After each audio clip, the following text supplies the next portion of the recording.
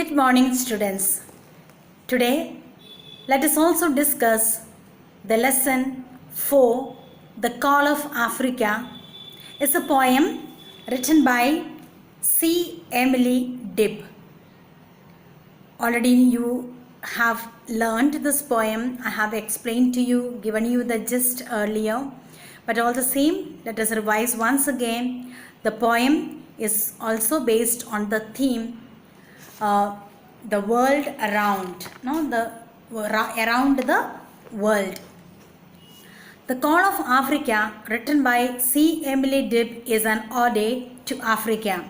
It's a poem about the joys of living in the vibrant continent. The rhymed poem, written by a Zimbabwean writer. C. Emily Dibb is a Zimbabwean writer. Lists all the things that make Africa special and pulls at the heartstrings of those who have lived in it. This includes things that people from other places might not like, such as dust and jackal's call. The poem talks about the animals, open skies, grass and the bush, which make Africa such a wonderful place. I have already explained to you that in the early times, some years back, this Africa was known as the dark continent because very few people were known about this particular country or the continent. And now it is not like that. So much of difference have come and it has become a fascinating continent. Many people are attracted to see this place around the world. People come from around the world and go there for just to spend their time. And it's really a beautiful poem written by the poet, giving just all what it is seen in Africa and how the Africa is now at present very fascinating one for the people to stay over there and visit. In this poem, first I will just read the first 10 lines. Thereafter we will discuss the question answers and the exercises which is given for you.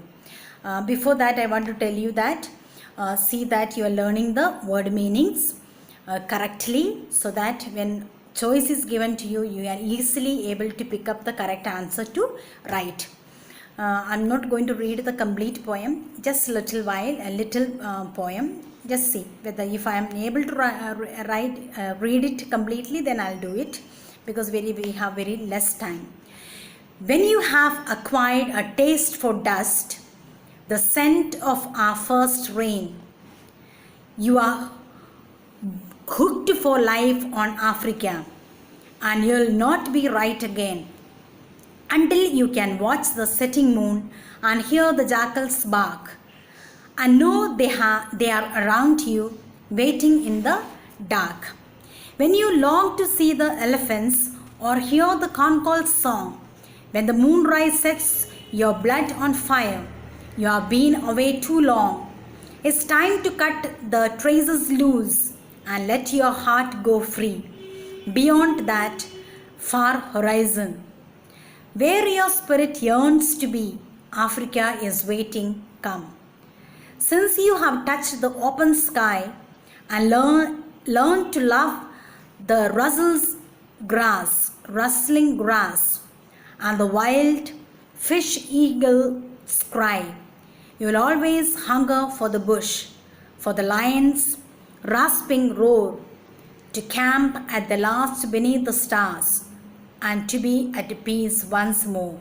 Written by E. Emily Dibb. I have read the whole poem, so I hope it will be helpful for you to have a practice of reading the poem also. So reciting the poem. Now come to the page, page 26, we have the tick the correct answers. Remember, tick the correct answers, learn it properly. It can come for the fill in the blanks, it can come for complete the sentences, or tick the correct answer, or true or false. So be ready with all types of questions. You are hooked for life on Africa when you have acquired a taste for dust. In the first stanza, the poet talks about jackals. In the second stanza, you long to hear the song of the corn. In the third stanza, the poet says that you will be at peace when you return to Africa.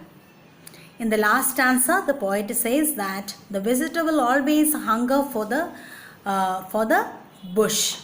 It's a thickly populated area where the lot of bush, forest, all these are you will find in Africa. Let us go for the question answers. Please see that short answers is very important, because since you have objective type questions, there is a possibility even from within the question answers you will get the short questions. So learn it properly. So we have the first question here. Pick out the lines from the first stanza which suggests that jackals are active at night.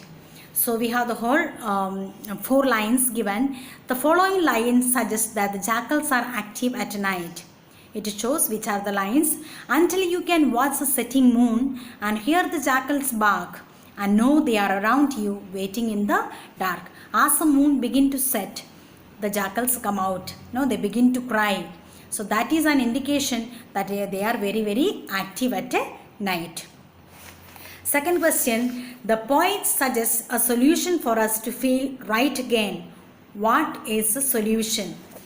So we have the poet suggests that we can only be right again when we can watch the setting moon and hear the jackals bark. Number 3, we have the line, you have been away too long. Answer a question we have, pick out the lines from the second stanza which suggests that the poet is talking about someone who was once in Africa. So poet suggests the line, you have been away too long, suggests that the poet is talking about someone who was once in Africa. And the fourth question, list the special things in Africa that the poet mentions in the last stanza. So we have the answer here, the open sky, rustling grass, wild fish eagles cry, the bush, the lion's rasping roar, and the camping beneath the stars are the special things in Africa that the poet mentions. So even single one also can come like a one word answers. See that you are going through your poem as well as the word meanings and the question answers. Rest of the exercises we will just leave it now. Most probably we will get the things which the point that I have taken, question answers, word meanings, fill in the blanks, true or false. Please learn it and read the lessons many times so you are able to write any kind of answers given to you, questions given to you.